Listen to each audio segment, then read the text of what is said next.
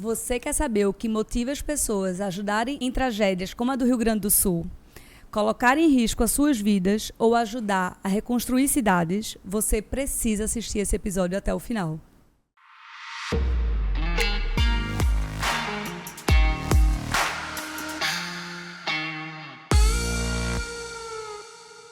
Olá, ouvintes do ManuCast. Sejam muito bem-vindos a mais um episódio do nosso podcast. Hoje eu tenho o prazer de receber ele, que é casado com Isadora, pai de Nina e Sofia, pernambucano, que começou suas ações há 12 anos atrás para ajudar nas tragédias de Barreiros e Palmares. Ele que conseguiu juntar recursos e o nosso bem mais precioso, o tempo das pessoas. Fábio Silva engaja centenas, ou melhor, milhares de pessoas. Como ele mesmo diz, ele ama tocar corações, construir pontes, fazer o link com quem precisa e quem pode ajudar. Que prazer te ter aqui. Bem-vindo. Rapaz, primeiro, nem minha mãe me apresenta com tanto orgulho. Então eu quero já desde agradecer. Manu, é massa passar por aqui, eu sou um admirador do seu trabalho, sou seu cliente, vira e mexe estou por aqui com os amigos, porque gosto da atmosfera. A atmosfera é aquilo que tudo, você não sabe explicar, mas é um conjunto de coisas que vai se conectando. Então, assim, muito obrigado por me receber. Ai, obrigada, eu fico muito feliz. Quando eu vi, eu acho que eu já lhe segui no Instagram, e quando eu vi você me seguindo, eu disse, eu vou chamar ele. Daquelas, né? Porque tem muita gente, assim, eu nem lhe conhecia pessoalmente, né? Mas eu adoro, assim, quando eu vejo alguém no Instagram que eu gosto, eu vou atrás e digo, não, eu só sossego quando eu consigo chamar aquela pessoa, entendeu? E a nossa agenda nos permitiu, né? Porque não foi fácil. Primeiro, Fabinho, eu queria só agradecer aos nossos patrocinadores. Queria agradecer ao Grupo Frutaria, que enviou essas frutas maravilhosas. Tem uma seleção de orgânicos incríveis. Ao Sucos OK, é um suco natural de verdade, um suco 100% fruta. Hoje nós temos aqui a água de coco, que é da fruta colhida diariamente, sem adição de açúcar, sem conservante. Realmente uma água de coco natural. E a Florância Ateliê Botânico, que sempre envia essas flores lindas para embelezar aqui a nossa mesa. Fabinho, eu estou muito ansiosa para a gente falar sobre os seus projetos, voluntariado, inovação social e educação. Para mim, né, você é um empreendedor social que trabalha com inovação em todo o Nordeste, ou melhor, em todo o Brasil, e também agora Chile, Portugal e Londres, é isso? Me conta aí como tudo começou. Eu imagino que começou com você começando. Aquilo que dá certo, começa no coração, vai tocando corações, mais gente vai se engajando. Eu venho de uma família muito humilde. Meu pai nasce numa família com base comunitária. A educação muda a vida do meu pai. Meu pai se torna dentista. É o único filho de Dona Isabel e de seu Adalto que tem curso superior. E a gente viveu algo chamado ascensão social. É quando você tem a oportunidade de viver as dificuldades, a trajetória de quem menos tem acesso, oportunidade. Então a gente foi vivendo essas histórias. E aí eu fui aprendendo que oportunidade é uma coisa que precisa ser dada, precisa ser ajudada, entregue. Eu me tornei administrador de empresa, me tornei empresário, muito bem sucedido na área de odontologia. Não sou dentista, mas administrava um grupo da família. Em 2011, 10, uma das enchentes do estado, junto um grupo de amigos, dessas ações que você vai juntando, isso se torna muito grande, aí nasce um movimento da sociedade civil, de gente que queria participar de algo, não sabia onde nem como, mas via em mim um lugar seguro, mobilizador, que trazia uma esposa para participar, filhas muito pequenas para participar, entregava o principal ativo que todo mundo tem, que é o seu tempo. Isso foi gerando uma credibilidade que já foi se espalhando no Recife, Nordeste, Brasil, aquele movimento que vai transbordando e vai tocando a vida das pessoas. é um movimento de amigos, amigos que vão morando em Londres, no Chile, em Portugal, São Paulo, Mato Grosso. E esses amigos vão dizendo, eu quero participar, eu quero participar, eu quero participar. A gente foi usando tecnologia, nós estamos numa terra que tem todo um berço tecnológico, para a tecnologia não só para negócios, mas tecnologia para inovação social. Através da tecnologia a gente foi ganhando uma escala muito grande. É aí que nasce a principal plataforma de trabalho voluntário do país, o Transforma Brasil, que tem Transforma Brasil, Portugal e Chile. É daí que nasce o Porto Social, a maior incubadora, aceleradora de projetos sociais do país. E vão nascendo as causas. Então a gente se torna a solução. Solução para uma sociedade que quer ajudar, não sabe onde nem como, e quer participar, se engajar. E uma sociedade também que precisa de ajuda. Precisa ser ajudada. Precisa ser ajudada, precisa ser conectada com a oportunidade. Então a gente constrói um grande movimento de solidariedade, de generosidade, não olhando ninguém como mais ou ninguém como menos, mas conectando irmãos. Então também tem algo de filosofia de vida, de paixão, de senso de missão, que todo mundo tem lá dentro e que num belo dia se pergunta assim, como é que eu faço para ajudar? Como é que eu faço? Né? Desperta. Então foi daí onde começou e daí onde a gente tem ido. Então vamos lá. Para que os nossos ouvintes possam entender, tem a Rede Muda Mundo, né? Que é como se fosse, vamos dizer, a holding. E embaixo vem a Novo Jeito, a Transforma Brasil, o Porto Social e tem a Fábrica do Bem. E a Casa Zero. E a Casa Zero. São 5 iniciativas que fazem parte do ecossistema da Rede Muda Mundo. A Fábrica do Bem é uma startup socioemocional, né? Com a missão de cuidar de quem cuida. Me conta aí mais sobre ela, achei super interessante. A Fábrica do Bem tem a ver com... A gente causa muito impacto através de todas as ODS, através da Agenda 2030 do Pacto Global da ONU, através das causas, mas faltava um elemento de saúde mental, emocional, autocuidado. Durante a pandemia eu sofri assim como todo mundo sofreu bastante, e eu precisei de apoio na questão da saúde mental, saúde emocional, e nesse apoio eu descobri que era necessário nascer uma iniciativa da Rede Muda Mundo que pudesse cuidar de quem cuida. Então a gente tem programas de saúde mental, autocuidado. Um deles é o Vilarejo, que é uma imersão em autocuidado, que a gente toca nesse assunto no ambiente corporativo, no ambiente da liderança, no ambiente de ser mulher, né? Ou seja, ninguém aqui é super-homem, nem Mulher Maravilha. A gente precisa de um lugar de segurança para ter roda de conversa, boa alimentação. Para recomeçar, ou para começar, precisa mudar de mesa. Sim. O Vilarejo é esse lugar que a gente propõe que as pessoas deem uma parada, olhem para si. É minha peregrinação. A sua peregrinação. Gente que cuida de muita gente, geralmente se permite muito pouco ser cuidado. E a Fábrica do Bem é essa iniciativa que coloca essa pauta tão importante na vida do mercado, na vida das iniciativas sociais, do empreendedor, da mulher. Pois é, e às vezes você consegue atingir um público, vamos falar assim, que talvez você não conseguiria normalmente, né? Porque é muito difícil um empreendedor, um empresário, enfim, né? Pessoas que estão empreendendo naquela loucura do dia a dia, se permitir ter um tempo para si, né? E se desconectar, e se conectar consigo mesmo, né? Gente que está vivendo no automático, né? Porque empreender, você sabe, eu sei, é hardcore no Brasil, é muito difícil, muito difícil. E aí, assim, isso tem sustentabilidade, tem gente, tem carga tributária, tem olhar produto, serviço, mercado, fatores internos, externos, governo que, de vez de auxiliar, apoiar, muitas vezes atrapalha. Então, assim, dentro disso tudo tem a pessoa. A pessoa que é cidadã, mãe, tem um papel social.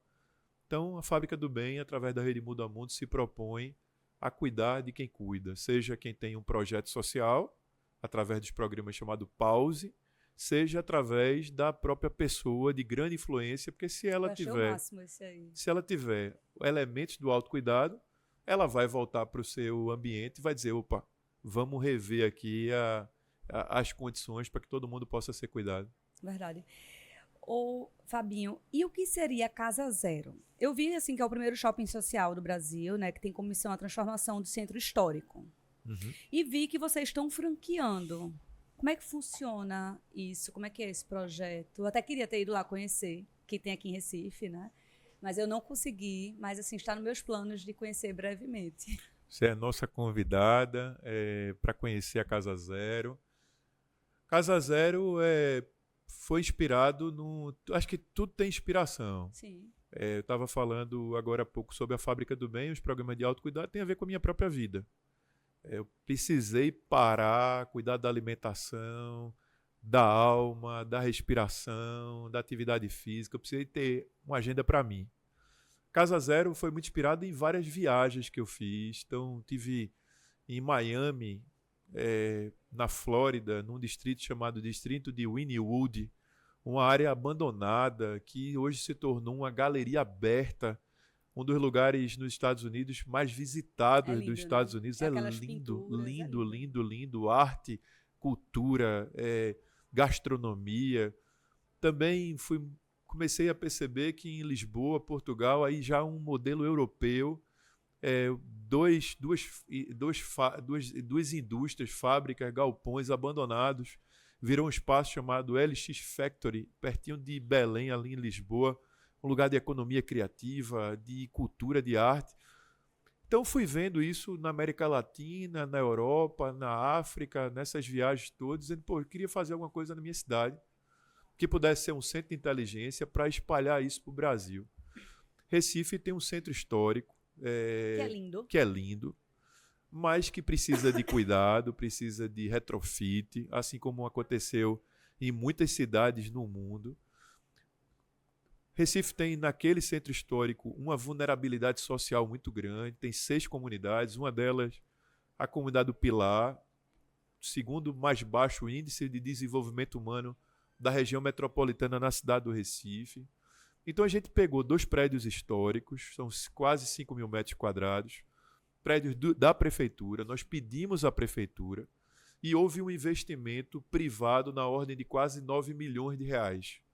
Não teve nenhum investimento público, 73 marcas assinaram espaços, deram vida ao prédio e a gente criou um lugar de qualificação, geração de renda, emprego, empreendedorismo, economia criativa. Esse ano, 2024, nós vamos qualificar e gerar renda para 3 mil famílias. Nossa. E aí, nesse movimento de transformação de território, de centro histórico, a gente já começa a ver outros equipamentos chegando, a pintura da Bom Jesus, a conexão com tudo isso, com o urbanismo social. A gente decidiu transformar a Casa Zero numa metodologia. Ou seja, alguém pode levar a metodologia da Casa Zero para a sua empresa, para a sua ONG, para o seu município. E a gente vai abrir 5 Casas Zeros até o final do ano. Já temos 4 fechadas. Então aqui na Várzea está nascendo a 2ª Casa Zero, Ponta Porã, no Mato Grosso do Sul, a 3ª Casa Zero, Campina Grande, na Paraíba, no Polo Tecnológico, a 4ª Casa Zero, e a 5ª provavelmente é São Paulo, que está nascendo já já. Que orgulho, hein? De todos nós. Fabinho, é lindo seus projetos e eu queria falar um pouco sobre voluntariado. Tá. O que fazer para plantar a sementinha do voluntariado? Naquela pessoa que nem pensa, que você, às vezes, você pode conhecer uma pessoa que nunca nem pensou em fazer nenhum tipo de trabalho, né, voluntário. Qual a dica que você dá para plantar essa sementinha? Começar, né? Começar. Mas assim, nós temos um manifesto como Rede Muda Mundo, que todo ser ele é voluntário. Ele pode fazer trabalho voluntário. Voluntariado não tem a ver com uma idade, uma condição social, tem a ver com estilo de vida. Falando sobre voluntariado no Brasil, nós temos um baixo índice de voluntariado ainda no país, apenas 4,9% da população brasileira tem alguma agenda contínua voluntária. Totalmente diferente dos Estados Unidos, né?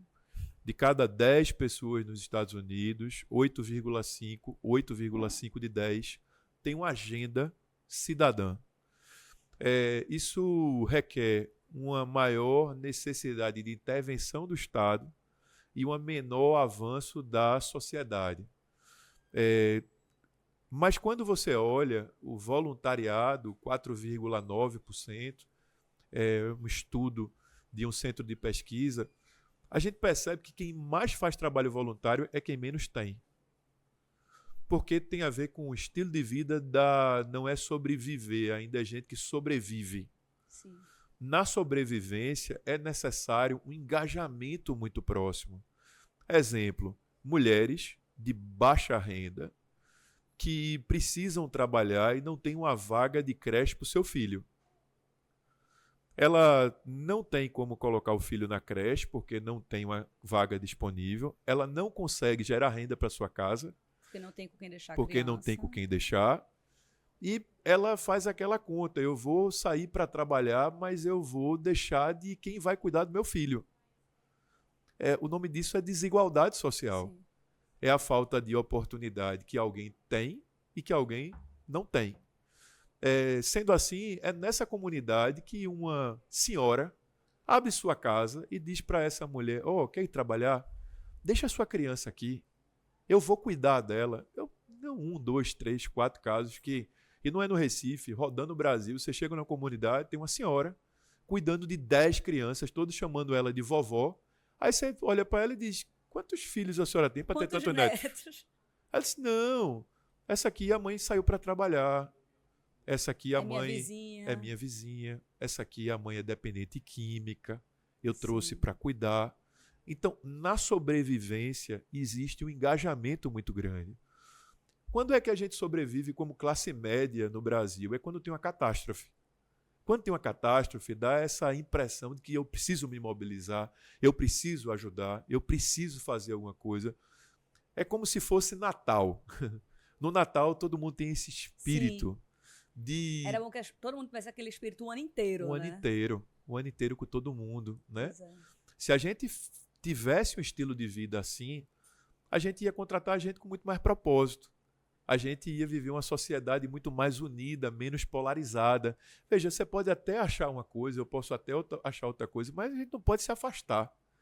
Então, o crescimento da solidariedade, da generosidade, do bem comum, muda a atmosfera de uma nação. Você tem o sentimento, a sensação de que você tem uma pacificação social, que dá mais sensação de segurança, dá mais sensação de atravessar na rua e alguém vai te ajudar, o carro que não passa por cima de você. Ou seja, a generosidade e a solidariedade como estilo de vida mudam o ambiente de um país. Agora, como é que começa? Esse é um assunto de casa, esse é um assunto de escola, esse é um assunto de contratação valorizando quem faz trabalho voluntário, isso é um assunto de concurso público valorizando quem faz trabalho voluntário, entrada na universidade de quem faz trabalho voluntário, programa de benefícios para quem faz trabalho voluntário. Devia ser assim, né? Porque a mudança de uma cultura, ela vem a partir de uma política pública, que isso toca nas empresas, toca na família, toca na escola, na universidade, toca no show, que você pode ter pessoas que tenham acesso a espaços e ao artista que fizeram bem na sua cidade. Então, assim, o bem precisa virar uma moeda social, que só é possível sair de 4,9% da população para de cada 8,5 de 10, 8,5, quando nos Estados Unidos conta ponto a entrada na universidade. Quanto conta ponto para no seu território você ter uma alíquota de imposto de renda diferente.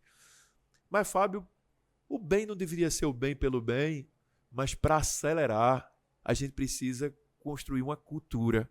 E para construir uma cultura, a gente precisa ter um programa que faça isso acontecer.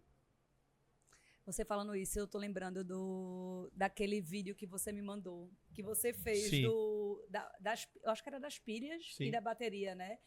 O pessoal de uma renda o pessoal mais humilde, né, que estava conseguindo... Garrafa PET garrafa PET e latinha. Abater do IPTU Abater da conta de Da luz. conta de luz. Isso é o máximo. É o máximo. Né? É o máximo. E isso mostra que, assim, infelizmente, talvez é uma forma de fazer com que as pessoas, inclusive, tenham mais consciência ambiental nesse caso. Uhum. Né? Talvez se fizessem algo relacionado ao lado social, essa ficha ia cair e as pessoas iam realmente terminar se dando mais, né? É o ambiental que vai conectando com o social, que vai conectando com exemplo, inspiração. Porque na hora que você diz para a pessoa, ó, se você juntar tudo da sua casa, ou além da sua casa, tudo da sua rua, ou além de tudo da sua rua, tudo da sua vizinha, e você levar no local, e você entregar lá, e você tem desconto na sua conta de energia, esse dinheiro está sobrando. Não, a vizinha vai começar a dizer, opa, vai pegar mais não, eu vou lá. Porque vai expirar. A gente precisa mudar a referência. Da referência de um país que todo mundo faz o mal para um país que muita gente faz o bem. A partir da quantidade de bem que for feito, mais gente vai querer fazer o bem. A gente precisa tirar esse negócio da esperteza, desse negócio do jeitinho. Infelizmente. Ô Fabinho, o desenvolvimento social para você caminha junto com o desenvolvimento econômico? Totalmente. Eu, nessa minha caminhada envolvido com tudo isso, eu estou há 11, 12 anos. Eu vi a virada de tudo isso e a pandemia foi um acelerador. Há 12 anos atrás, quando a gente falava sobre voluntariado, sobre engajamento cívico, sobre impacto social, que não tinha nem esse termo, aí era mais assistência social, parecia uma conversa meio lunática, assim, de alguém o que é que ele é, de onde ele vem, qual é a ideia, essa conta não fecha. Aí quando a gente vê o que está acontecendo no Rio Grande do Sul, por conta das questões climáticas e da não prevenção das questões climáticas, quando a gente começa a ver que jovens começam a consumir serviços, valorizando uma marca que tem na sua trajetória e na sua cadeia de produção, não tem mão de obra escrava, tem cuidado com o meio ambiente, começa a consumir mais. Então, assim, desenvolvimento social, ele precisa estar conectado com o desenvolvimento econômico. As empresas cada vez mais têm se preocupado de que seus clientes, seus consumidores, o mercado é que dita o ritmo das coisas. Quando o mercado começa a comprar e a dizer, eu só vou comprar desse jeito, as empresas começam a dizer que não dá para não dá para ter uma equipe só masculina. Não dá para ter uma equipe só branca. Precisa ter um time com diversidade, porque o mercado começou a pedir diversidade. Não tem nada mais forte do que um cliente que consome aqui porque tem entendimento de que a cadeia produtiva é limpa. Sim. E não consome na esquina porque a cadeia na esquina não é tão limpa quanto aqui. Então, desenvolvimento econômico e desenvolvimento social, eles precisam andar muito juntos. A gente não pode viver num país tão desigual. O único jeito de não viver num país tão desigual é que esses mundos eles estejam conectados. Governo não gera emprego. Quem gera emprego, quem gera renda são as empresas. Sendo assim, a gente precisa construir programas para ser ponte entre comunidades que não são coitadinhos, é potência. E um mercado de trabalho que muitas vezes está procurando uma mão de obra, não sabe onde nem como. Então não é papel do governo ligar essas pontes. É papel do governo estimular, sentar na mesa também como uma parte. E é o que a gente está fazendo com inovação social, conectando esses dois mundos. Fabinho, vamos falar sobre o Rio Grande do Sul. Né? Faz um pouco mais de um mês que iniciou essa grande tragédia no nosso país. As enchentes do Sul é algo que faz a gente refletir com relação a tudo. Né? É uma tragédia que afetou mais de 1,5 milhões de pessoas, independente de classe social. Todo mundo ali foi afetado. A gravidade da situação é absurda, né? E acredito que agora a gente está na fase de maior desafio, que seria recuperar, reconstruir e apoiar essas comunidades afetadas. Eu lembro quando começou nessa tragédia, eu dizia, gente, o pior está por vir. Uhum. Ótimo, tá todo mundo no abrigo, as pessoas, graças a Deus, muita gente salva, mas e daqui a um mês? Essas pessoas vão para onde? Né? Perderam tudo. Às vezes, a pessoa durou a vida inteira para comprar aquela casa, aquele colchão, aquela cama, aquela geladeira, de ter aquelas fotos dos filhos, né? Que eu acho que, quer ou não, ainda existe esse apego material de uma história que você guardou, de um filho, de um neto, e você olha e não tem nada. Né? E você esteve por lá. Você passou quanto tempo lá, agora, recentemente? Nós temos, nesse momento, um time de 14 pessoas há 37 dias. Eu estive parte desses 37 e volto já na próxima semana para passar também mais um período. Me conta assim, o que foi que mais te chocou lá? O que é que tu viu assim, que tu disse, Manu, isso...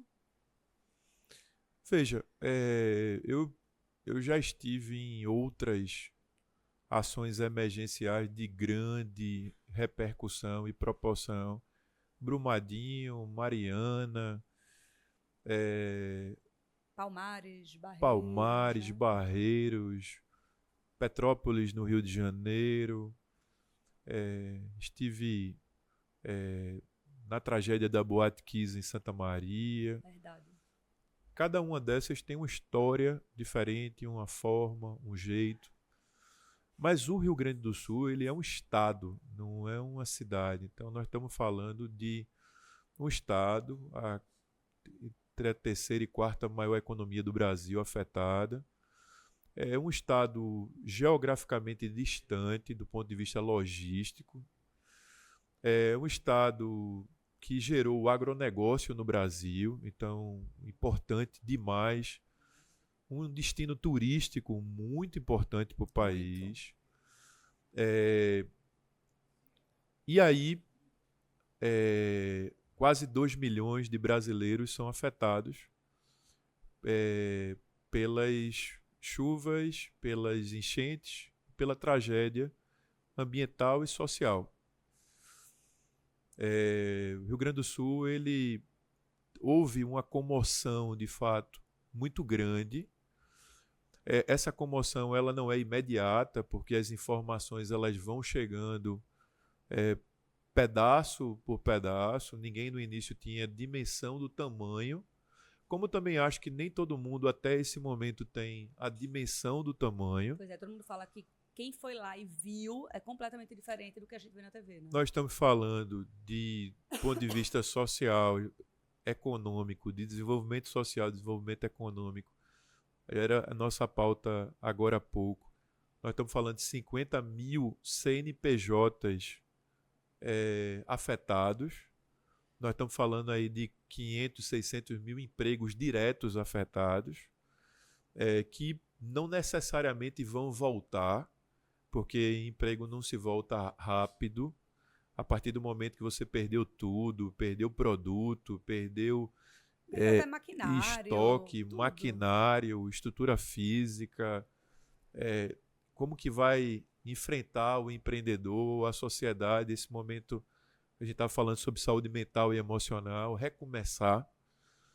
Lembrando que em novembro, setembro do ano passado já havia existido uma grande proporção de tragédia em algumas regiões, mas não desse tamanho. Desse porte, né? Vai haver, estudos já dizem, também foi uma impressão que eu tive nos dias que passei e nessa gestão que a gente está fazendo do voluntariado no Rio Grande do Sul. Nós hoje estamos coordenando o voluntariado em parceria com o governo do Estado. O Brasil se tornou uma plataforma, né, de voluntariado oficial do governo. Nós fizemos uma parceria com o governo de forma pro bono, não existe recurso público envolvido. Nós somos a plataforma, nós estamos fazendo a coordenação, estamos treinando o voluntário em todos os centros do governo. Abrigos, centro de logística, limpeza agora dos espaços públicos. coordenar voluntariado numa situação como essa é extremamente importante, porque senão, de vez de ajudar, acaba atrapalhando. Mas falando isso tudo, para dizer que a impressão que eu tive, e agora começa a se constatar também, vai haver uma imigração muito grande no Rio Grande do Sul de pessoas que investem no Rio Grande do Sul, que geram emprego no Rio Grande do Sul, para territórios próximos, Santa Catarina, para o Paraná, para o Mato Grosso. Então, a fase 2, ela é, de fato, muito mais desafiadora, eu acho, do que a emergencial. A emergencial é a comoção, é salvar vidas, é fazer as pessoas estarem no lugar seguro. Eu acho que, graças a Deus, o brasileiro, ele tem...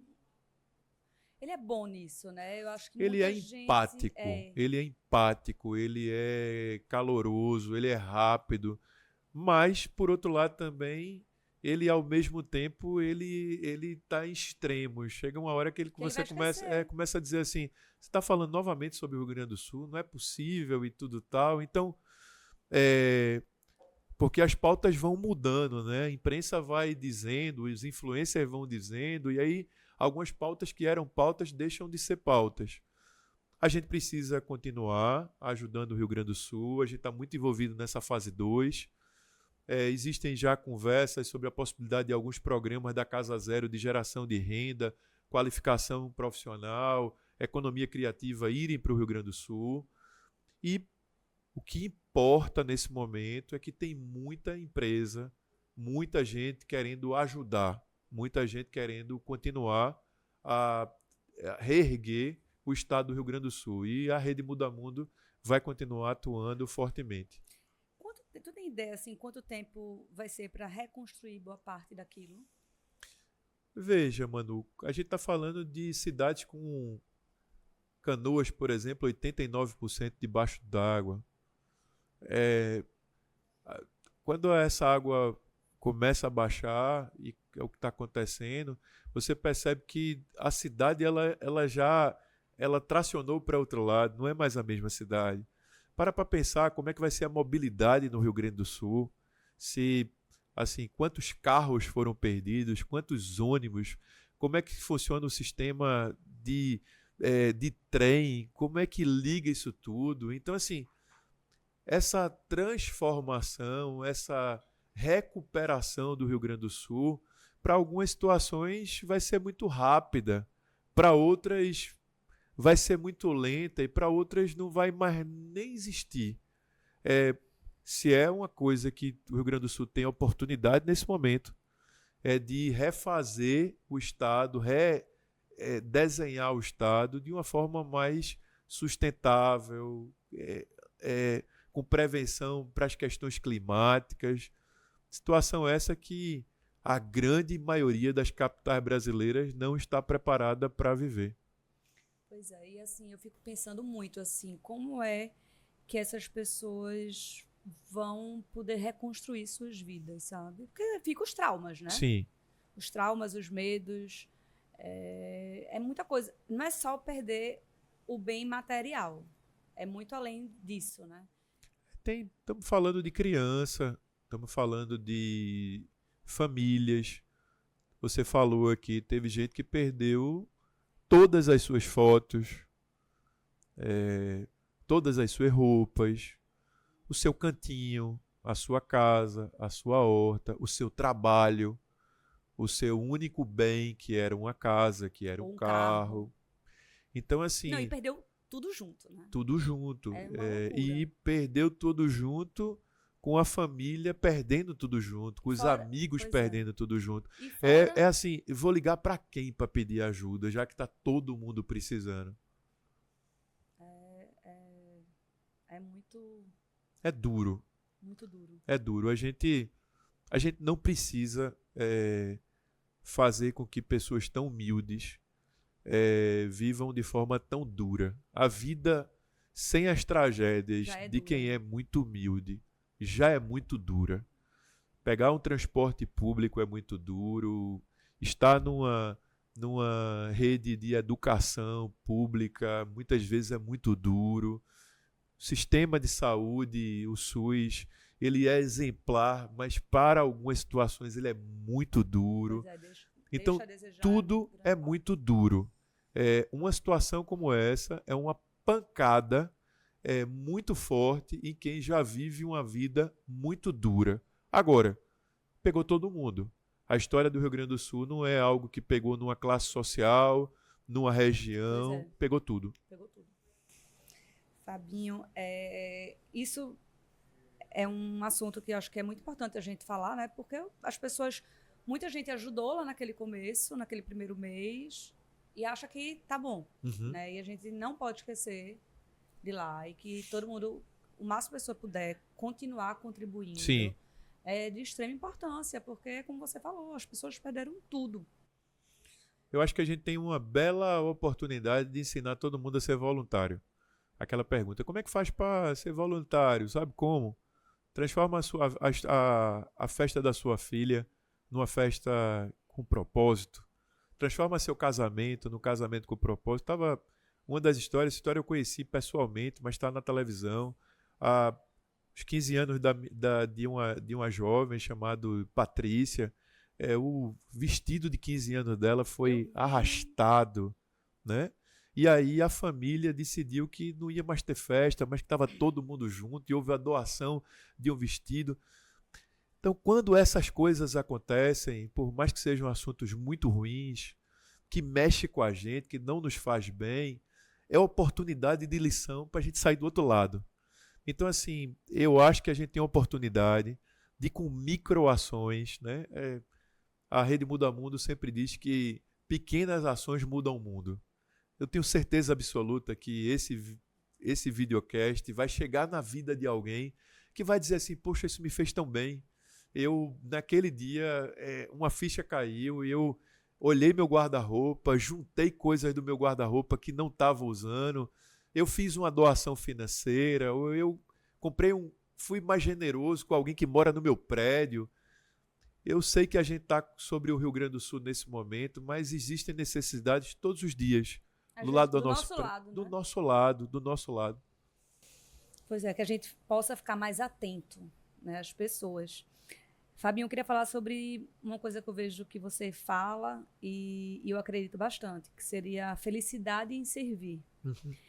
Eu vi você falando que sua missão não é só mudar a vida de quem precisa, mas mudar a vida de quem nós ajudamos. Explica melhor para os nossos ouvintes essa sua fala. Vamos lá.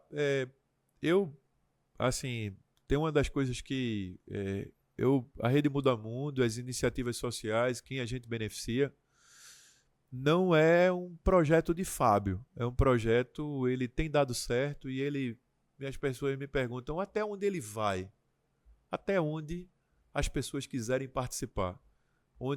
Enquanto houver gente apaixonada, se engajando, entendendo que nós somos uma plataforma de conexão, que eu posso como ajudar, de que maneira, de que jeito.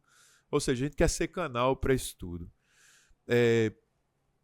Sendo assim, essa rede ela vai crescendo, ela vai se conectando, ela vai espalhando bem e vai mudando a vida de muita gente. Não só daquele que recebe aquela ajuda, como de nós que estamos ajudando. Tem gente que não tem acesso ao básico, não tem acesso à oportunidade, não tem acesso a um advogado, um dentista, não tem acesso à música, à arte, à cultura, não tem acesso a ter um quintal na sua casa que dá para os filhos jogarem e responsável com seus filhos não deixa eles ficar na rua porque tem medo do que algo aconteça. Essas pessoas, a gente sabe como é que a gente pode ajudar. Mas imagina que a gente faz uma campanha para uma mobilização, uma ação para ajudar essas pessoas. Mas eu tenho percebido muito que quem ajuda, ajuda isso por várias motivações. Existem motivações mais nobres e motivações menos nobres. E o que eu também tenho aprendido que existe, assim como alguém que não tinha comida agora passa a ter, alguém que não tinha acesso a um remédio, Sim. ou um documento, um exame. Poxa, você conhece alguém que tem um laboratório que pode ajudar alguém que Sim. não consegue ter um exame. Essas pessoas são beneficiadas. Mas pessoas que fazem esse movimento também são beneficiadas. As motivações que inicialmente eram assim, rapaz, eu vou ajudar porque Fábio me pediu. Já já começa a conhecer Ana, João, seu Paulo, Dona Teresa, pessoas que são beneficiadas. E aí o filho começa a ter orgulho desse pai. O colaborador começa a ter orgulho dessa empresa. E a gente começa a agregar valor nessa cadeia de desenvolvimento econômico com desenvolvimento social e a gente vai fazendo uma sociedade muito mais justa e fraterna.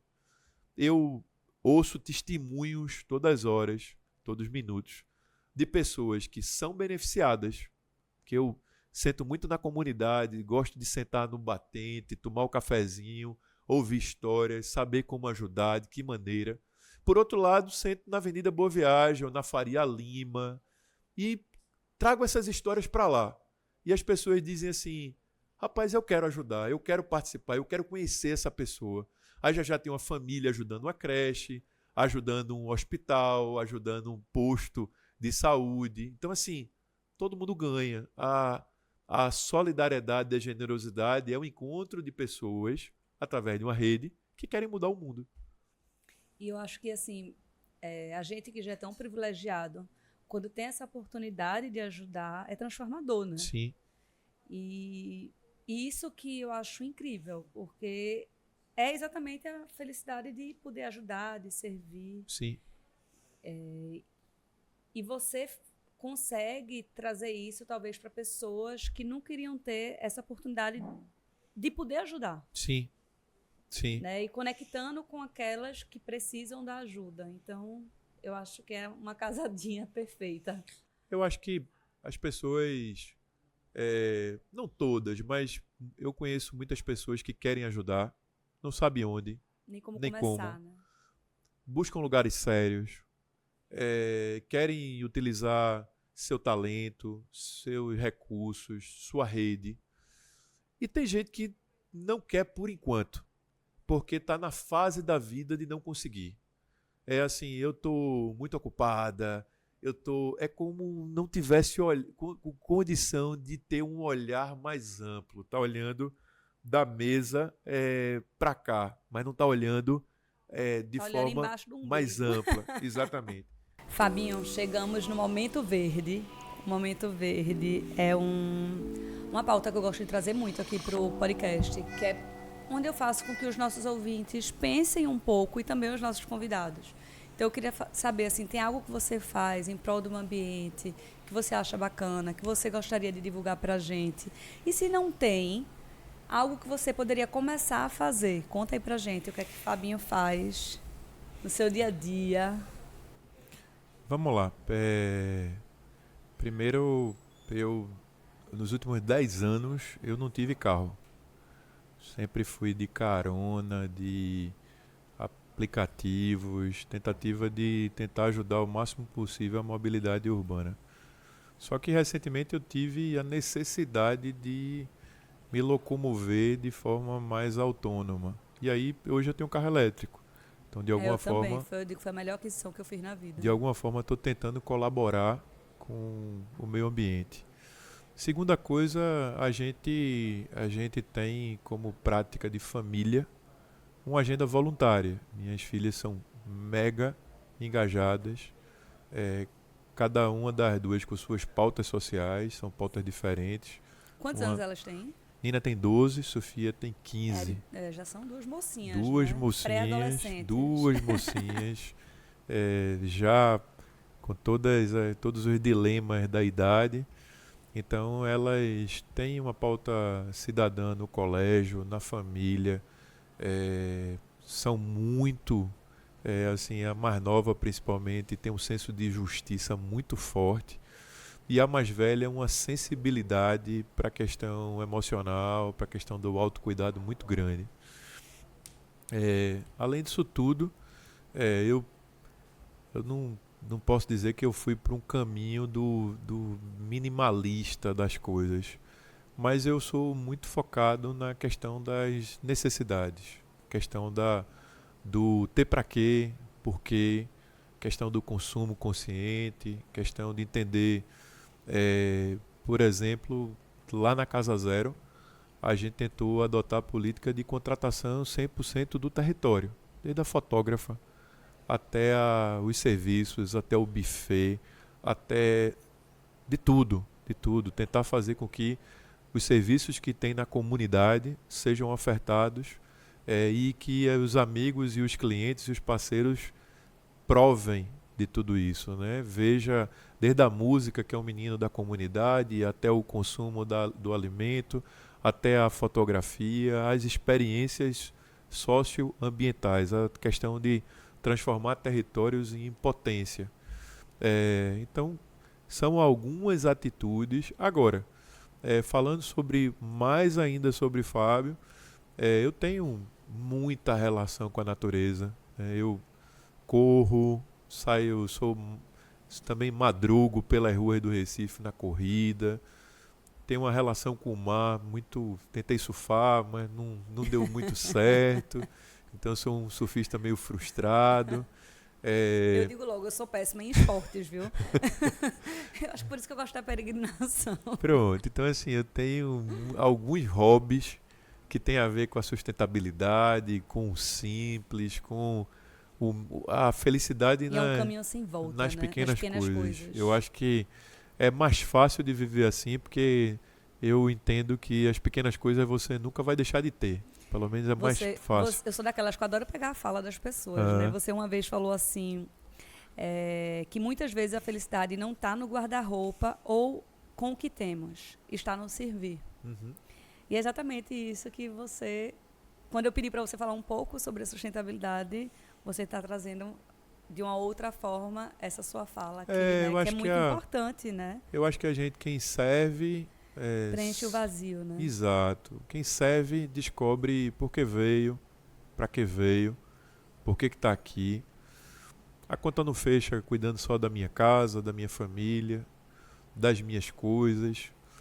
Eu não penso em ir embora do Brasil. Eu penso em aprender coisas fora, trazer para cá, trazer boas práticas.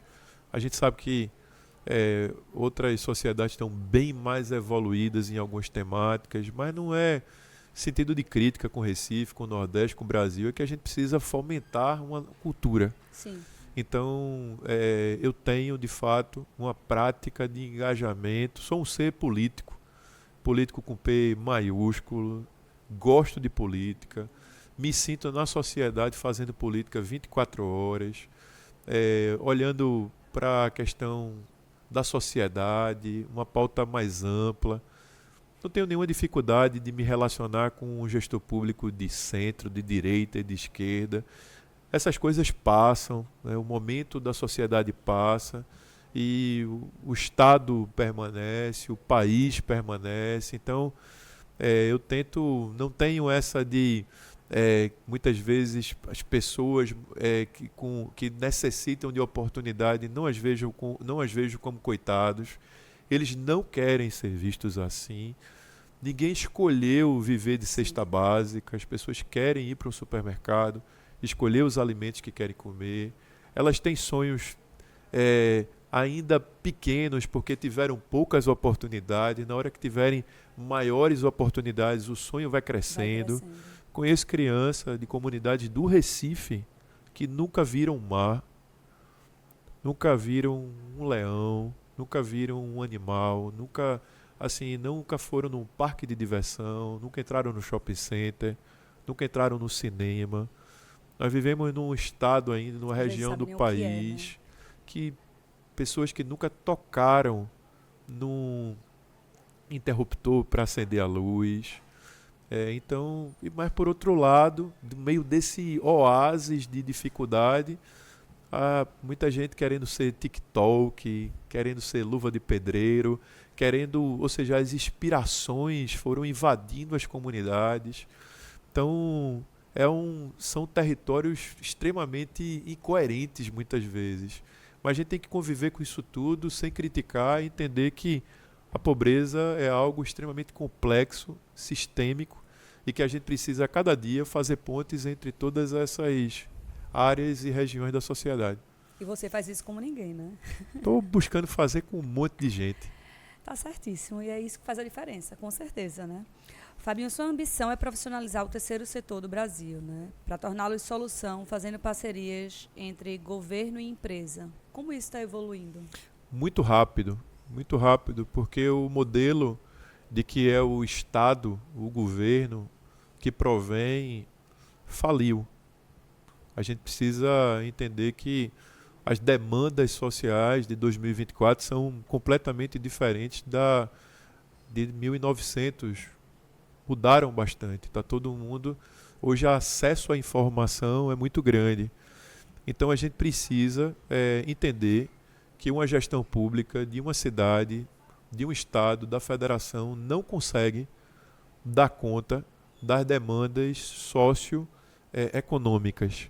Sendo assim, vocês têm uma camada social de ONGs, de iniciativas sociais, de líderes sociais, e quero cravar aqui que não são bandidos, que não são de má índole, que não são, assim, o que aconteceu em algum momento da história, aconteceu também com um advogado, com um padre, com um pastor, com alguém de áreas diferentes. Então, assim, a gente tem hoje um setor social no Brasil cada vez mais maduro. Eu sou uma voz desse setor, sou uma voz que tive oportunidade e tenho tentado conectar esse setor com profissionalização, com transparência, com gestão, com governança.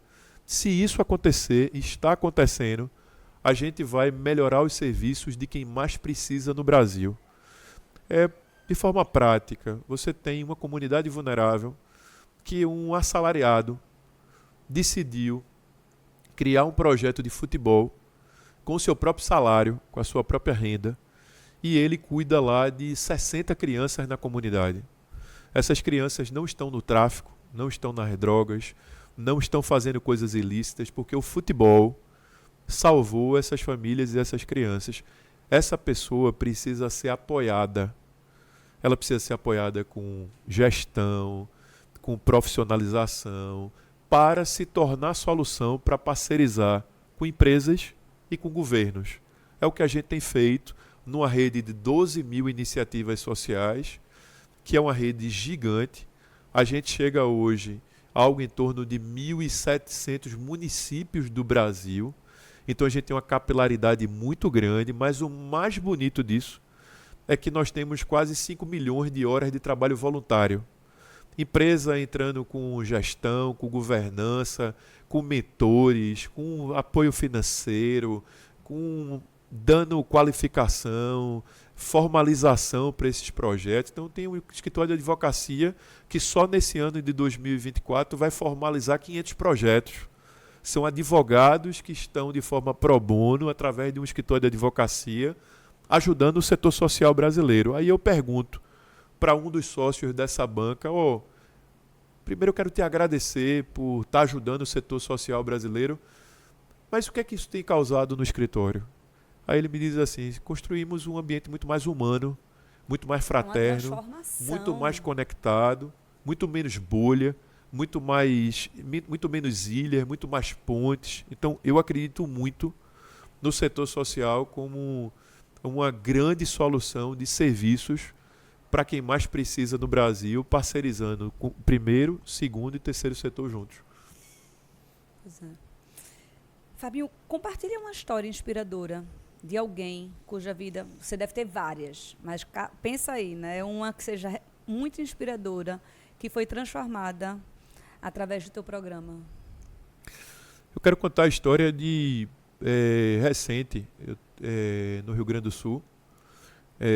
Assim que a gente chegou na base aérea de Canoas, a gente foi visitar uma família que estava sendo atendida num CD com doação de itens básicos. Enquanto a equipe circulava, eu bati papo com essa jovem e ela me disse que perdeu o emprego, o esposo. A casa dela havia sido perdida, o carro, que era o Uber, do marido dela também havia sido perdido, e toda pouquinha despensa que ela tinha para cuidar dos 2 filhos haviam sido perdidos também. Ela estava extremamente constrangida por estar recebendo um kit de higiene, limpeza e alimentação naquele momento. E eu pedi que quem estava comigo no time anotasse o nome dessa família. Anotasse o nome dela, anotasse o contato, porque a gente vai fazendo coisa para muita gente, mas no meio desse caminho você vai encontrando algumas histórias. Sim, que vai lhe tocando. Que vai tocando e você vai tentando fazer algo maior. Voltamos, começamos a campanha para ajudar. Hoje passou de 180 toneladas de alimentos, de colchão, de brinquedos, remédios que a gente já entregou na ponta no Rio Grande do Sul. E aí, na semana passada, a gente entrou em contato com essa família para saber como é que a gente podia, de fato, ajudar a longo prazo. E aí a dona do telefone, que se chama Joana, recebeu a ligação e disse assim: eu não estou precisando mais. Vocês podem ajudar outra família. Quem sofre não tem, assim, a gente está sempre muito achando que existe um aproveitamento muito grande nessas situações. As histórias são sempre contadas a partir do aproveitamento. Mas o que a história tem me mostrado ao longo desses 12 anos é que quem é ajudado já está ajudando. Ou seja, essa pessoa decidiu passar a chance da ajuda para outra pessoa, porque ela disse que uma pessoa da família dela havia se comprometido nos próximos 3, 4 meses a ajudar a casa dela. Ela já tinha agora brinquedo, ela já tinha onde ficar e a despensa dela já tinha mais coisas do que ela tinha anteriormente. Então, assim, essas histórias, elas têm nome, elas têm CPF, elas têm lugar onde morar, não são estatísticas. E se você me perguntasse por que a gente faz o que a gente faz? Por essas histórias. Não é pela história daquela que é ingrata ou daquela que fez algo errado.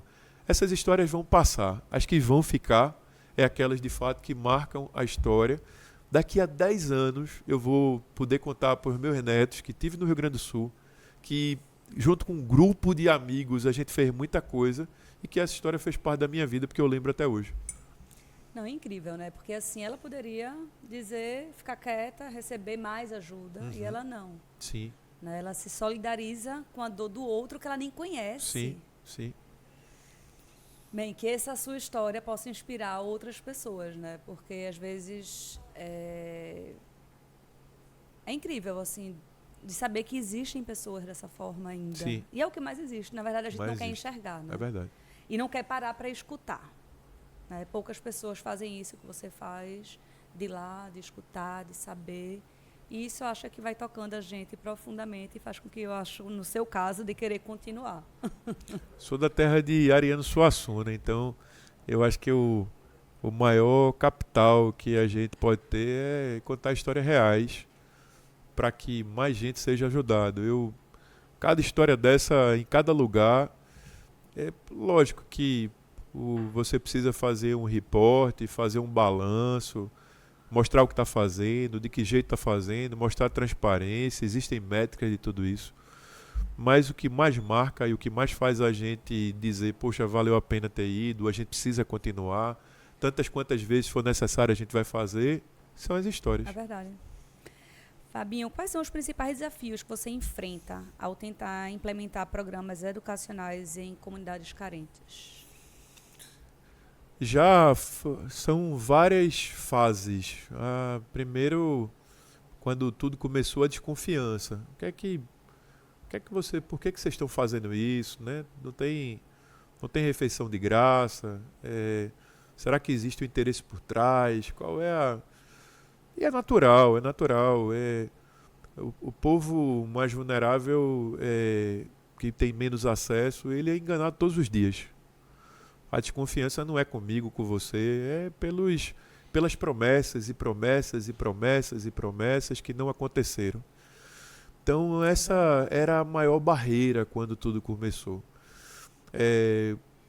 quando a gente foi ganhando credibilidade, fomos fazendo entregas, aí a gente começou a perceber que aí começa a ter a transformação na vida e volta para contar essa história. O ano passado, a gente fez uma festa de Natal na Rua do Bom Jesus, para todos aqueles que participaram dos programas de qualificação e geração de renda da Casa Zero. Eu sei que não é fácil para quem não tem emprego, não tem renda, tá o filho ali com fome, ou tá vendo assim caminhos menos duros fazer o sucesso acontecer, né? Alguém ir para uma sala com mais idade para se qualificar para ter renda. Isso é um papo muito legal quando é para um jovem, né? E olhe lá, porque muitas vezes você tem várias outras. Ano passado a gente fez uma festa de Natal para 380 famílias que foram qualificadas pela Casa Zero. Fechamos a Rua do Bom Jesus, teve uma ceia de Natal, cada um ganhou um kit de festa para levar para casa. E a pergunta era, a festa de Natal é para toda a comunidade? E a gente disse, não, a festa de Natal é para quem da comunidade fez sua inscrição e veio para a qualificação e geração de renda nos programas da Casa Zero. É uma celebração do ano de quem entrou no curso de espanhol e inglês básico, de E que se deu essa oportunidade. alguém que tem mais idade e buscou um curso de alfabetização de adultos. E o impressionante é que os programas esse ano eles estão muito mais cheios, porque essas famílias voltaram para as comunidades e contaram as histórias. Tudo são histórias.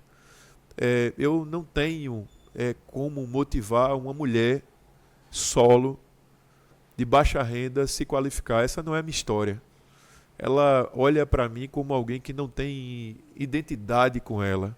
Mas na hora que essas primeiras mulheres vêm, são acolhidas, porque mais do que qualificação, geração de renda, emprego, o que a gente dá é abraço, é chamar as pessoas pelo nome, é confiar nelas, acreditar nelas. Gente que ninguém acredita, ninguém diz você vai conseguir, estamos juntos, entra, senta. Esse lanchinho é para você mesmo, esse material é para você mesmo, volta para casa, conta essa história. Então, um acolhimento que às vezes ela nunca recebeu na vida. O desafio é achar inspiração para que mais pessoas sejam inspiradas. Recentemente, a gente teve um grande circuito aqui no Recife de skate.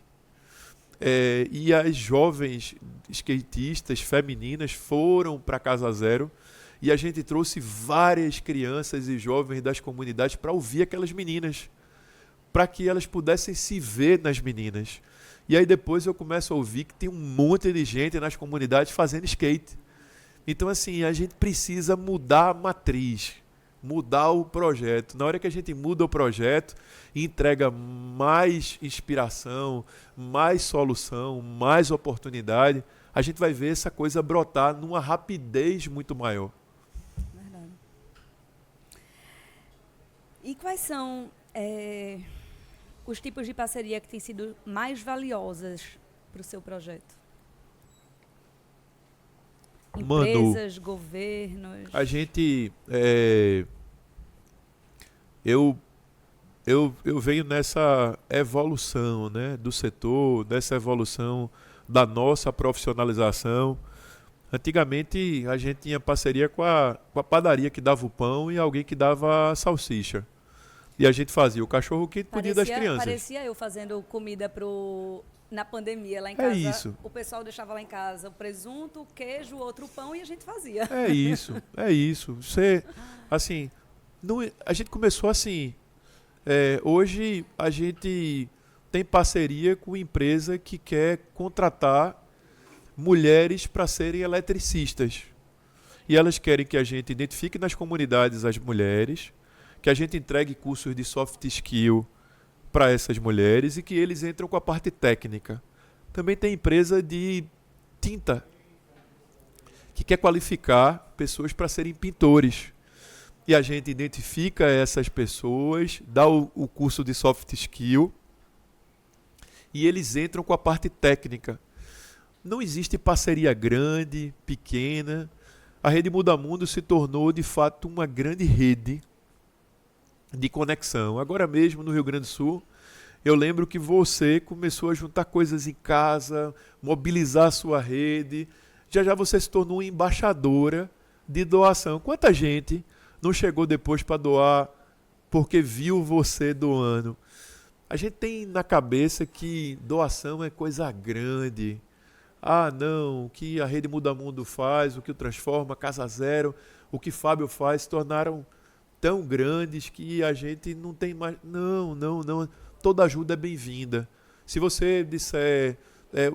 a gente deu uma paradinha aqui nesse momento porque tinha uma empresa que queria ajudar com cesta básica. E a gente identificou 50 famílias para essa semana receber cesta básica. Eu não posso... quem diz assim, não faça ações assistencialistas, é porque você não conhece a realidade da sua cidade, do seu estado, da sua região. Infelizmente, a gente ainda precisa doar a cesta básica. Infelizmente. Porque se não tem a cesta básica, aquela família não consegue ir para a capacitação, não consegue ir para a qualificação, porque vai estacionar um carro, vai lavar um carro para arrumar o dinheiro para comprar a cesta básica para uma família.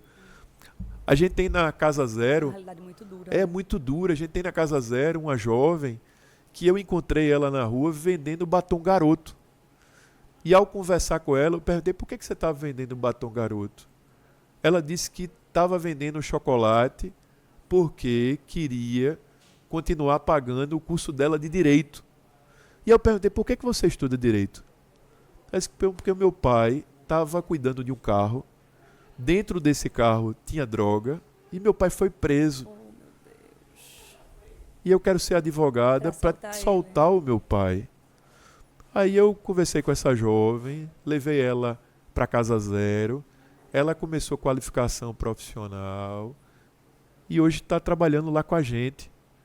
Aí dizer para ela que ela está pronta para trabalhar com a gente, não, a gente tem que ter paciência. Ela vem de uma realidade que não entregou todas as ferramentas para trabalhar no atendimento. Mas assim, se a gente fizer algo que é só para... A gente precisa mudar a vida das pessoas. Então assim, não tem ajuda pequena, não tem ajuda grande. E eu nunca convidei ninguém, eu acho que uma das maiores grandezas que a Rede Muda Mundo tem é que não é um projeto meu. Eu nunca convidei apenas para ajudar a Rede Muda Mundo. Eu sempre disse, ajuda onde você estiver, olha do teu lado, tá cheio de jovem vendendo chocolate por aí. Faz o seguinte, compra o chocolate uma vez, ouve a história, pergunta porque, o que é que tem por trás daquele chocolate, daquela história, mas não olhe aquela pessoa de chocolate como um coitado. Pode ter certeza que é uma fase da vida que aquela pessoa está vivendo, que se ela tiver oportunidade, ela vai sair daquela vida para uma outra vida, agora ela precisa de ajuda. Não é só dar o peixe, tem que dar o peixe, dar a vara, ensinar a pescar, dizer no dia do desânimo que a vara vai cair, levanta, vamos junto. Se você, a gente pensa em parar todos os dias diante das dificuldades de empreender, imagina quem teve um pai preso, imagina quem tem uma casa que pegou fogo numa comunidade. Começar do zero não é fácil, né? Toda aquela pessoa que perdeu tudo lá no sul, né, com a chuva. Fabinho, como viver para ajudar o próximo? Essa pergunta é bem para você, viu? Eu assim, primeiro... O que te motiva, né, a continuar trabalhando nessa área de transformação? Primeiro, o que me motiva é cuidar da minha casa. Ver minhas filhas sendo inspiradas não pelo pai que tem, mas pelo pai que é algo. Eu queria muito tentar, além de minhas filhas aprenderem geografia, inglês, balé, além de viajarem para conhecer outras experiências, porque graças a Deus a gente tem uma rede de apoio. Eu queria também que elas olhassem para alguém e dissessem assim, poxa, é minha inspiração pelo que faz, pelo que é. Então, minha grande motivação são minhas 3 mulheres, a minha mulher e minhas 2 filhas. As outras motivações têm a ver com fazer as pessoas saírem da zona de conforto, fazer as pessoas se levantarem. Eu gosto de incomodar, mas não é incomodar constrangendo, eu gosto de incomodar de forma leve, afetuosa, propondo uma nova agenda, fazendo as pessoas refletirem. Mais do que trazer respostas, eu estou aqui para fazer perguntas. Eu não estou aqui para propor algo, eu estou aqui para fazer as pessoas refletirem, fazerem perguntas. A gente colocou de pé a maior campanha de adoção tardia, que são crianças acima de 7 anos de idade que estavam nos abrigos do Brasil. E quando essa campanha começou, eu só queria que as famílias conversassem nas casas, que os amigos conversassem nas rodas dos barzinhos sobre, poxa, por que a gente não pode adotar uma criança acima de 7 anos? Por que quando vai chegando nos 6, a adoção no Brasil cai para 83% menos do que até os 6 anos de idade? Essa campanha, Adote um Pequeno Torcedor, que foi feito com mais de 20 clubes no Brasil, tem mais de 243 adoções no Brasil de crianças acima de 7 anos que estavam nos abrigos. Fui eu que adotei? Não. Eu fiz as pessoas pensarem, eu não trouxe respostas, eu fiz perguntas. De um lado tinha gente querendo adotar, não sabia onde nem como. E gente querendo ser adotada. Gente querendo ser adotado. E aí a gente colocou essa pauta na mesa. Então, o que me move não é o fazer coisas, o fazer é a ação. O que me move é fazer as pessoas pensarem, refletirem e saírem da zona de conforto para a gente mudar esse país. Nós temos hoje, Manu, 230 milhões de habitantes, 220 e poucos milhões de habitantes. Temos algo em torno de 20 milhões abaixo ali, 19 milhões de brasileiros que passam por dificuldade na segurança alimentar, dificuldade nos serviços, do acesso. Se a gente fizer com que um brasileiro possa ajudar um, imagina, só são 40 milhões. Se a gente fizer com que 5 ajudem um, são 100 milhões. Essa conta é de cada 5 que está beneficiado, se ajudar um. Então, assim, por isso que o voluntariado, a participação cidadã, o se importar com o outro, é tão importante. Importantíssimo. O que você falaria para o Fábio de 12 anos atrás? Eu falaria que seja bem-vindo a um planeta que não tinha nenhuma resposta. Eu falaria para ele que ele seguisse o seu coração, os seus sonhos, que ele confiasse na sua intuição, que ele não deixasse de visitar todos os dias o sagrado, para que nos dias mais difíceis ele não se sentisse tão só. Eu diria para ele confiar na rede de amigos, não na rede de colegas, na rede de amigos, que eles iriam ser tocados os corações. Eu falaria para ele que ele ia viver a maior jornada da vida dele, conhecendo histórias reais, que isso mudaria o hábito de consumo dele, a forma como ele ia se relacionar com as pessoas, a próxima viagem, as pessoas que ele iria carregar muito perto. Eu diria para ele que ele ia se tornar alguém melhor para a própria vida dele e para a casa dele. É o que eu diria para ele, olhando para o futuro, que ele iria conhecer pela frente. Incrível. É transformador, né? Não só o que você faz, mas o que aconteceu na sua vida, né? E isso é algo que a gente tem que acreditar. Sim. Que a partir do momento que você resolve ajudar alguém, você não só está ajudando aquela pessoa, né? Sim. A sua vida está sendo tocada Sim. e transformada. Sim. Fabinho, assisti vários vídeos seus, já tinha lhe dito isso, né? E pude ver que o Fabinho de hoje, existiam algumas mudanças no Fábio de hoje e no Fábio de 12 anos atrás. Inclusive no estilo de vida, né? Hoje o Fábio corre, eu acho que antigamente o Fábio não corria. está mais magro, né? Também diferente do Fábio lá de trás. O que é que te motivou também a mudar nisso aí? Veja, eu, eu vivia uma vida imparável, imparável. É, existe uma diferença muito grande entre fazer as coisas com agilidade e pressa. Eu vivia muito apressado, distraído, é, com pouca diversão. Eu acho que a vida não é um lugar onde se chega, é o caminho. Sim. Só que na hora que você começa a se meter com tantas pautas tão duras, com tanta gente à margem da fala, da visibilidade, quando você se envolve com algo que muitas vezes as pessoas, num passado recente, valorizavam menos do que ser advogado, ser médico, ser empresário, você acaba, de alguma forma, vivendo, mas não convivendo. É como se você tivesse uma missão e você quer fazer entregas, entregas, entregas, entregas, entregas. Esse era o Fábio até 2019. 2019 vem a pandemia. Entre 2019 e 2021 eu vivi 10 anos em dois. Peguei Covid, fui para um UTI. Depois desse momento acabei tendo alguns gatilhos emocionais. Precisei me cuidar, tratar e precisei encarar esse momento como uma virada de chave para os próximos 10, 20, 30 anos da minha vida.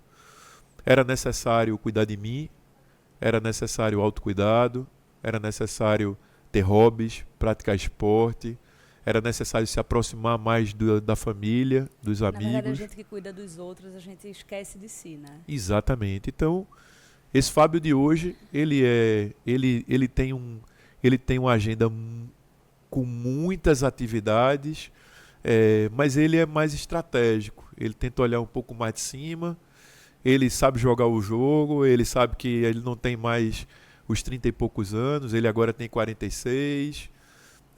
Ele se ancora numa rede de conselheiros, gente que eu sento para conversar sobre um assunto, sobre outro assunto. Isso significa que você erra menos, porque dá para você ter a fala e o storytelling e a trajetória de gente mais madura.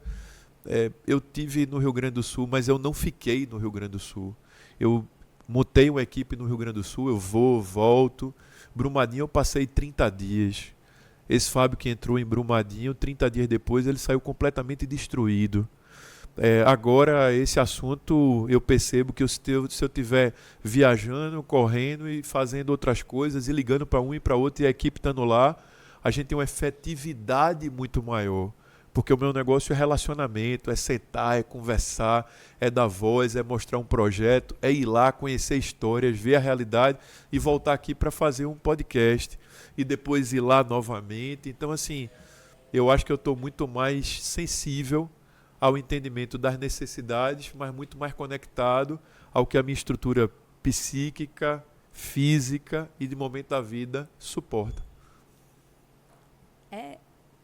Assim, isso é de muita, como é que eu posso falar, resiliência, né? De você observar, né? E saber que você precisou mudar até a sua estratégia, né, de trabalho, por conta da sua saúde mental mesmo. Sim. Né? Eu acho que a gente foi acostumado a fazer as coisas de um jeito. E existem jeitos melhores de fazer do que aquele jeito que a gente faz. Isso é em tudo, isso é no relacionamento, isso é em empreender, isso é na forma de pensar. Então, por isso que eu gosto tanto da palavra rede. Essas redes vão te dando repertório, vão te dando consistência, maturidade, para você ir crescendo e mudando. Não estou dizendo que aqui dentro não tem o mesmo Fábio, mas eu acho que é um Fábio muito mais consciente do seu papel e do seu momento de vida. Sim. Ai, Fabinho, foi demais, viu, ter você aqui. Estamos chegando ao final. Queria te agradecer, porque eu sei que sua agenda não é fácil. E sua paciência, né? Porque eu não desistia. Fabinho, vamos. Não, a gente se ajeita, a gente muda, a gente ajeita o horário. Mas eu queria muito te trazer para cá. Acho que sua história é muito linda e o que você faz é você não só você, Fábio, mas é como você fala, todas essas pessoas que acreditam no seu projeto, que ajudam, que estão lá na ponta, na frente, né? Os voluntários, as empresas, o governo. Então, as pessoas precisam conhecer, né? Um pouco mais da história de Fábio, de Fabinho, Fábio do Novo Jeito, porque aqui o pessoal te conhece, né, aqui em Recife, como Fábio do Novo Jeito, né? Porque foi aonde tudo começou. É quase o sobrenome. É quase o sobrenome. Queria que você falasse suas redes sociais. Tá. Para quem nossos ouvintes quiserem seguir, conhecer mais do seu trabalho. Fala as tuas redes, a gente vai colocar aqui também aqui embaixo para que as pessoas possam te procurar, né? @Rede Muda Mundo. Estão lá todos os projetos, todas as 5 iniciativas. Quero muito lhe convidar para ser voluntário, se engajar, trazer sua família. Temos projetos em todas as áreas, então é uma oportunidade de você... Eu já aceitei. Você ter uma oportunidade de você ter uma agenda de amor, de esperança, que vai lhe fazer muito bem. Eu não tenho dúvida. Quero agradecer a todo mundo, Eu sou uma pessoa muito querida. Gente que torce por mim, que segue, que ora, que manda uma mensagem, que vem para fazer uma atividade, às vezes não vem mais, mas fica lá na memória afetiva que quanto que fez bem. As empresas, o empresariado, as famílias. Quero agradecer a Pernambuco, ao Nordeste, por ser esse lugar que me levou para o Brasil e para o mundo. É por conta daqui, pelo que a gente faz, que eu tenho a oportunidade de viajar tanto, estar em lugares, representar, conhecer pessoas, conectar, né? Conectar. Agradecer a você, Manu, pela oportunidade. Foi difícil, mas eu sempre quis estar aqui. Eu sei. E estou aqui muito feliz. Espero que essa seja uma oportunidade de tantas outras, de ações, de projetos que a gente pode fazer juntos. E gratidão, gratidão, gratidão é a palavra de hoje. Ai, Fabinho, eu fico feliz. Fala a tua rede social, pessoal, que eu acho que também é bem bacana. Você movimenta bastante. @o Fábio Silva _ Fabinho, queria te agradecer mais uma vez. Tem 2 presentinhos para te dar. Opa! Primeiro, lhe agradecer, né, por você vir.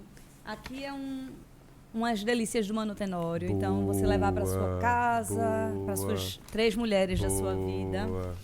Aqui é um sabonete de uma empresa daqui de Recife, que eu adoro. Sou cliente, gosto tanto que eu fui atrás dele e disse, olha, meus convidados precisam conhecer seu produto. Então, é a Lavanda Alma.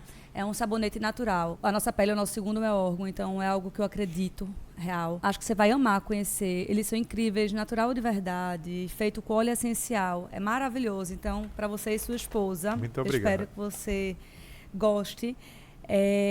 Obrigada por você compartilhar, né, suas histórias, os insights, né, os nossos ouvintes. Eu espero que eles tenham curtido, né? Não se esqueçam de se inscrever no canal, de compartilhar esse episódio.